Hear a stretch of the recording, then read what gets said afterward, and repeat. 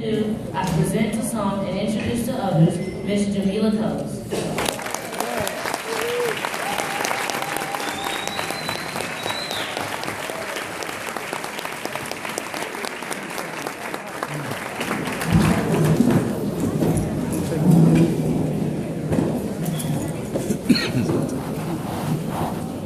Thank you so much for that wonderful introduction.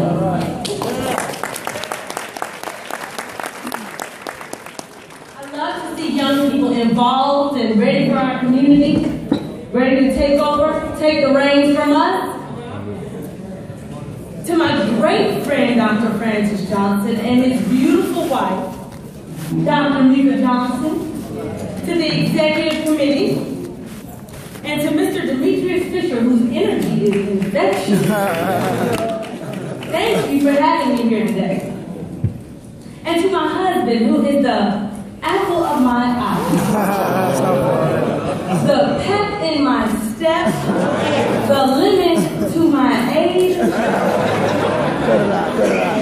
Keep on going. I could not do this without you. Thank you, Now, Run out of your way, then.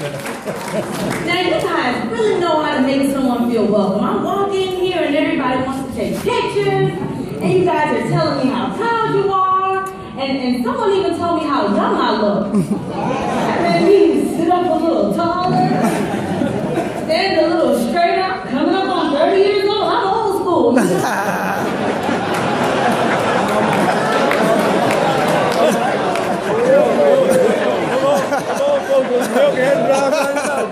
Oh, man. So thank you. Thank you for having me. Now it's great to be in a room full of passionate and driven and focused game changers, because that is what you are. Game changers. Now I don't know what brings you here. It could be that you have some things that you just want to better yourself. You may want to better your family. You may want a better life for your community. It may be your mother's voice in the back of your head saying, boy or girl, you better be out there helping the community. But whatever it is, you are here today to help build our community.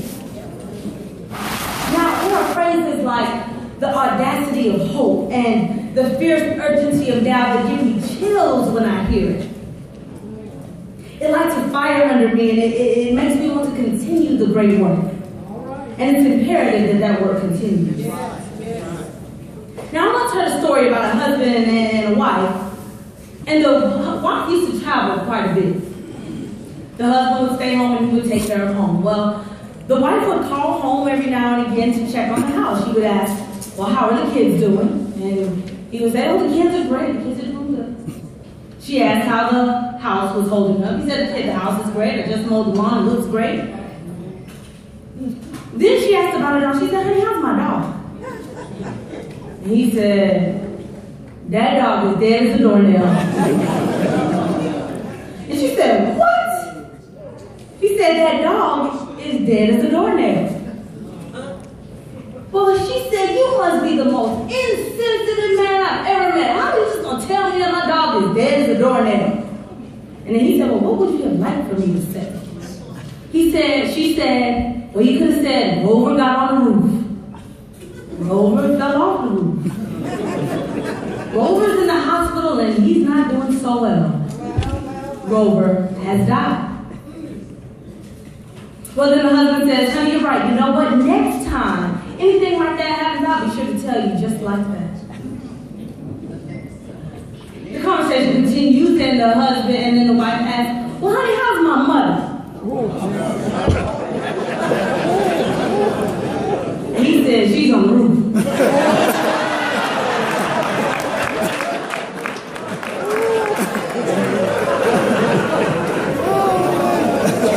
Now, I tell you this story as an analogy to the spirit of this movement.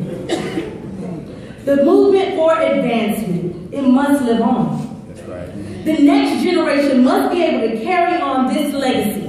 And the only way for that to happen is for you to be vigilant and show them the way. And if even for a moment you lose sight of that, the movement dies. The legacy lives within you. Now I want you to look at your neighbor and tell them, get off the roof. That's right. Now the word is stay off the roof.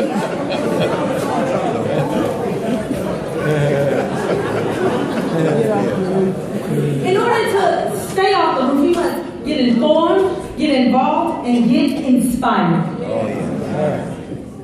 Now, the first thing about getting informed now, you guys are probably sitting with a lot of people you know. Is that right?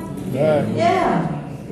All right, so I want you to think for a moment. When you go to work, right, you know all your co-workers, you know the administrative assistant, you know your boss, and if you are the boss, you know your employees. And if you're really smart, you know the people who really work hard, the custodians and the cook staff. But you know them because they are important. You share a common goal, a common focus, much like you share with the other people in this room. So when you leave this room, I challenge you to meet more people. Meet the people that may be able to help you, and more importantly, that you can help in their communities. You never know what you can do for someone else or what they can help you do if you don't meet them. And today is a great opportunity to take advantage of that. Now, in addition to meeting the people who are in this room, I also want you to think back about the people whose names you'll never know. Those everyday people. Those unsung heroes. Now, I had the privilege of hearing Ms. Jessie Shepherd and Janice Kelsey, and both of these women risked their safety to be a part of the civil rights movement. They were teenagers at the time. They had the motivation and guidance from their leaders to get involved with this movement. Ms. Kelsey, who was under the leadership of Mr. James Bevel, was asked, "Does your school have a typing machine?" And she said, "Yes, we have a typing machine. In fact, I get to type on it because I am a good typist." Well, he said, "Well, you know, the school across the town, Phillips, they have 3 rooms full of typewriters, typing machines." Well, that was enough for her to get involved in the movement. And for Miss Jessie Shepherd, she said she was just one fed-up black girl and ready for change. These women, they were in the trenches, bitten by dogs, sprayed by hoses, degraded, beaten, and even taken to jail. Now, back then, going to jail, even for the right reason, was frowned upon. Today, sometimes we worry that our youth believe that going to jail for the wrong reason is okay to do. But the truth is, I'm not ready to let them off that easily. Our youth are so much more capable than we could ever imagine. I go into classrooms across this state and across our nation, and I see the great potential in our students. Just locally in Statesboro, Georgia, Nigel Washington, a 7th grader, wrote an essay about his teacher. Yes, he did. And he won that essay contest. In Atlanta, Georgia, we have a 7th grader from Atlanta who has created her own business. She sells headbands part-time, bringing in $60,000 per year, giving 10% back to charity.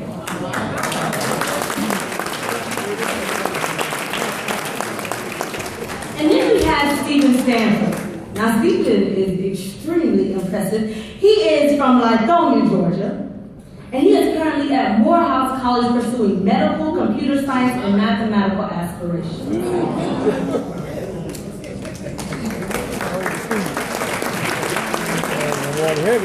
And then right here, even closer to our own communities, we have those who are full of potential, still working on achieving their great goals, but they need support from you. You see, there's a funny thing about potential. It means nothing if you don't tap into it. Right. Now, I don't want you to raise your hand, but you can blink once for yes, but don't blink twice. Blink once if you've seen Selma. Don't blink at all if you haven't. Now, there are some some people argue about the historical accuracies of Selma, but one thing that was depicted beautifully was the relationship between SNCC and the SCLC. You see, SNCC, the young leaders, they were on the ground, they were doing the work that they thought needed to be done. They were ready to join the movement. But they needed guidance from the SCLC, who had been around just a little bit longer and made a little more progress. Now, at first, of course, they didn't see eye to eye. But they came around and together they were able to get voting rights enacted for Selma. That type of movement is where you come in. You, the game changers, the trailblazers, that is where you come in, where you get involved. All right. Now, again, I don't want you to raise your hand. Blake wants me, yes? Don't blink for no. How many of you have gone into a school this year, gone to a board meeting, or mentored a young lady or a young man? I'll tell you, the impact of your mentorship is invaluable. Now, we just left Statesboro we now live in Athens, Georgia, but we left Statesboro about 6 months ago. And we live in this nice community, very quiet, very family-oriented. Now, one day I had come home and the school bus had let out, and there was a young man who had gotten off the bus, and his pants were low, and he was singing this song extremely loudly. Now, I'll tell you, I haven't always been saved, so I recognize the song and some of those words.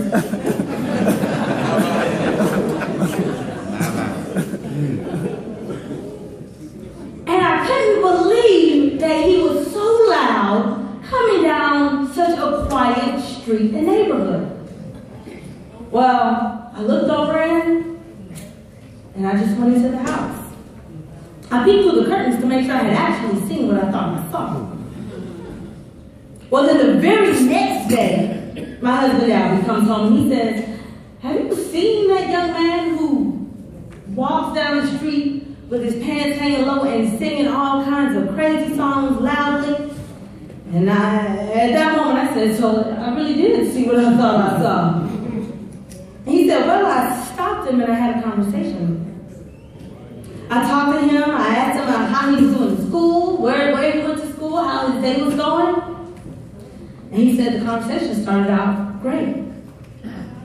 But as the conversation continued, he said, "Well, you know, young man, would you mind pulling up your pants and maybe singing your song a little quieter?" Well, that's where the conversation turned. He went off. "You don't know me, man. This is how I dress. This, blah, blah, blah. All kinds of antics, and he's pretty upset that he's being asked to pull up his pants and sing a little quieter." I saw that same young man 2 days later. His pants were pulled up, and he wasn't singing a song. In fact, he came to our door to apologize for his actions. Wow. Good job, bro.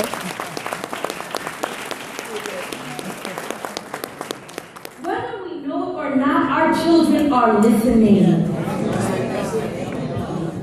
They are watching our actions. Now, sometimes we like to talk about this generation as being the lost generation, but I will tell you that this is the generation of promise. That's right. They don't know because we don't tell them. There you go. They don't do it because they don't see it.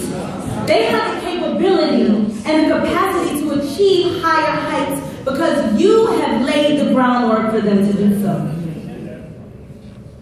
Now, we can fight to hold the police accountable. We can fight the justice system, but we better be fighting in our own neighborhoods because that is where the real work happens.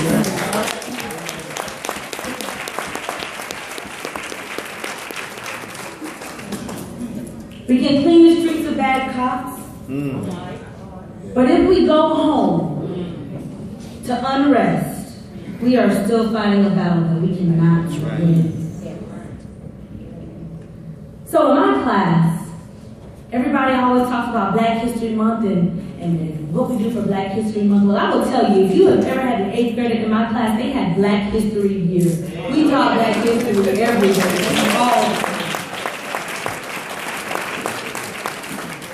We read books by Black authors. We talked about what went on locally in the community. We talked about everything Black history. Some kids were like, I thought this was language arts. Black history language arts. You see, I taught it to the rich, the poor, the black, the white, the tall, the short, the smart, and the smart mouth. Because they all needed those lessons. Amen. Amen.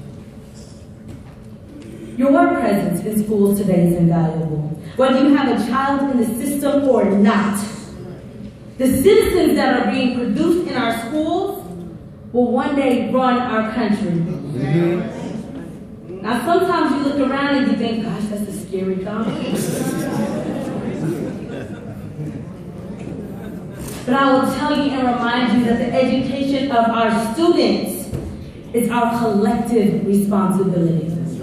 Teachers cannot do it alone. Parents cannot do it alone. We need everyone on board. Amen. Amen. Right.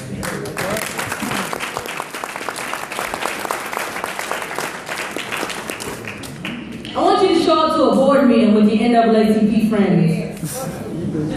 You don't have to say anything if you don't want to the first couple of times. Just be there. Be there. Right. Praise on. You'll be noticed. And when it's time to make decisions regarding the education of our children, your voice will be heard. But in order to do that, you gotta get inspired. We all need a little inspiration, a little motivation. Get inspired. Now, I've always been inspired by my students. They are amazing. And I met one amazing young man about 4 years into my career, and his name was James. Now, James was 4'10" and about 70 pounds in the 8th grade. He was a tiny little baby. But James had this spirit and this personality that would attract any and everyone. Now, academically, James was not strong. He had never passed the standardized test. And he struggled in most of his classes. But when he got to me in 8th grade, James said, you know what, Ms. Coes? This is the year that I'm going to pass the CRCT. Oh, yeah. Determination. Right? And I said, okay, James. You let me know how I can help you. So James decided that he would take all of his textbooks home every day and study. And then he would bring those textbooks back to school the next day. Well, I told him, like, James, I can give you some workbooks, some worksheets, some supplemental materials so you don't have to lug your books to and from. Well, James assured me, no, Ms. Coes, this is the right way. This is going to get me to pass. Okay, James, I'm behind you. Well, the results of the CRCT, which was the standardized test at that time, those came back. I was a little nervous because I had been watching James's progress. I wasn't sure. So we opened the results. And James had not passed. Well, we sat quietly for a moment, and then James looked at me and he said, I sure am glad I took those books home every day. Then I was confused. Maybe James didn't know that he didn't pass. Then he went on, Ms. Coes, have you seen my muscles? I'm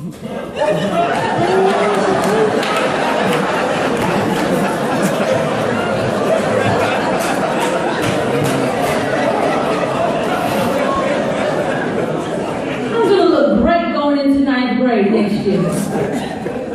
Yes, James. You will look great going into 9th grade next year. But not because of your grades, but because of that spirit of determination, that spirit of persistence, that spirit of moving forward even though there are so many things holding you back. I'll tell you that James is doing very, very well now.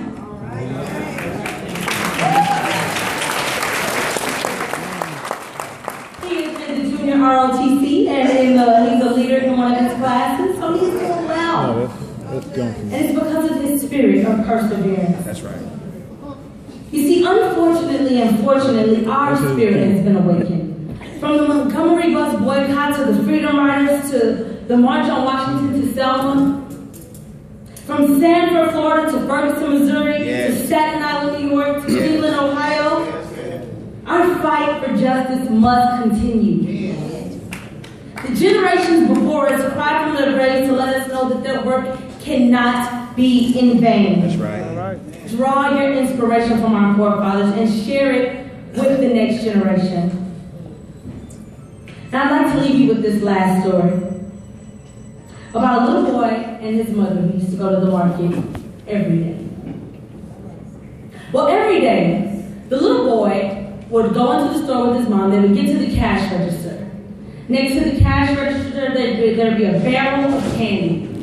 The old man at the register would always ask the little boy, "Son, would you like some candy?" The little boy said, "Yes, sir. I'd love some candy." Well, the old man would say, "Reach in there and get some candy." And the little boy would say, so the old man would reach inside for a barrel of candy, hand it to the little boy. The little boy would say, "Thank you," and he would run off. The next day, they go into the store and the same thing happens. They get to the register, the old man asks, "Son, would you like to have some candy?" The little boy says, "Yes." Then he says, "Well, reach in there and get some candy." The little boy says, "No." So the old man reaches deep down in the barrel and gives the boy a handful of candy. The little boy says, "Thank you," and runs off. Now the very next day, his mom said, "Now little boy, we're going in this store. That old man's going to ask you if you want some candy. If you want that candy, you reach down in there and get it yourself." The little boy says, "Yes, ma'am." They go into the store, same thing happens. They get to the cash register. Old man says, "Young man, would you like some candy?" He says, "Yes, sir." Old man says, "Reach down in there and get some candy." And he says, so the old man did as he always did. Reached deep down in the barrel and gave the boy a handful of candy. So as soon as they get outside that store, his mom was like, "Oh boy, didn't I tell you that if you want that candy, you go in there and get it yourself?" Get yourself. Man, it was bigger. He says, "Mom, you see the size of that man's hand?"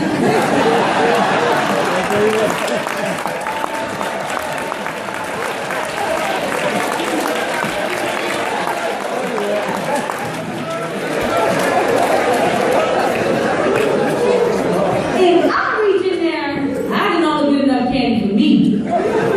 If he reaches in there, I get enough candy for Johnny, Susie, Billy, and Bob. I get enough candy for the whole neighborhood. Make it plain. We got to preach. We need everyone to reach deep down and pull out enough inspiration, motivation, dedication, inspiration, determination, cooperation, and compassion Yes. for the entire neighborhood. You see, our goal in education is to take our best and our brightest and make them even better and brighter. And to take that child who has had 5 addresses in a single school year My Lord. and give them the same opportunities as a child who has had one.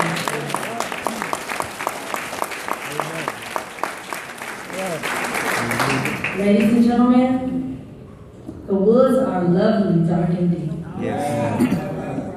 But we have promises to keep and miles to go before we sleep. Right. Get informed, get involved, get inspired, and get off the move. That's right.